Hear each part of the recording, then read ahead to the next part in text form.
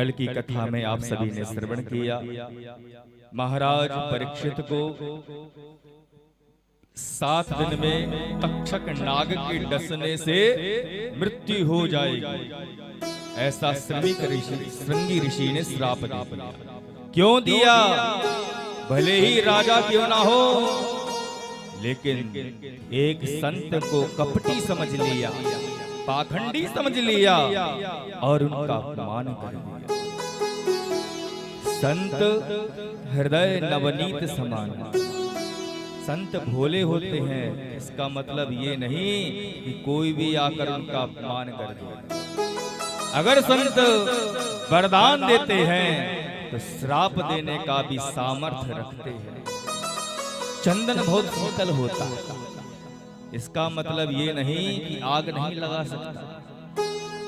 चंदन से चंदन रगड़ा जाता है तो वनों में आग लग जाती है, भले ही कितना शीतल क्यों ना हो। इसी प्रकार संत भले ही कितने शीतल हो, भोले हो, लेकिन कब भाले बन जाए कुछ पता नहीं। जिसने अपने जीवन को परमात्मा को समर्पित कर दिया, हम हैं, हमारे लिए तो सब कुछ चाहिए, अच्छे अच्छे वस्त्र रंग बिरंगे चाहिए, नाना प्रकार की मिठाइयाँ चाहिए, सारे सुख चाहिए, लेकिन सारे सुखों का परित्याग कर देते हैं संत। क्यों? क्योंकि इस हरि को भजने के लिए अपना जीवन समर्पित कर देते हैं।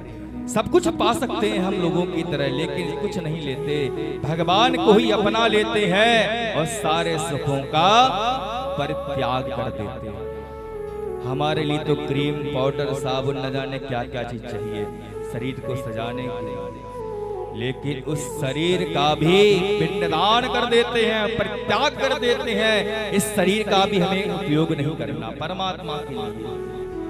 तभी तो किसी ने कहा, जिनके फकीरी मिजाज हैं, जिनके फकीरी मिजाज हैं, उनके चरणों में ताज है, उन्हें कल की परवाह नहीं, उनकी मुट्ठी में आज है।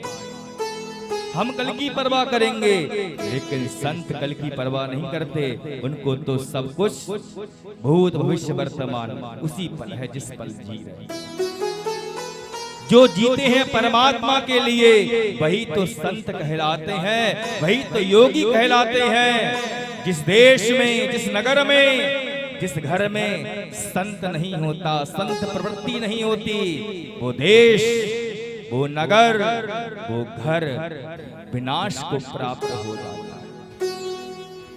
क्योंकि संत जो है वो हृदय से पहचाना जाता है, जो अपने दुख में कभी नहीं रोता, लेकिन अपनों के दुख में खुद को रोक नहीं पाता, भगवान से भी लड़ बैठता है कि तुमने ऐसा क्यों।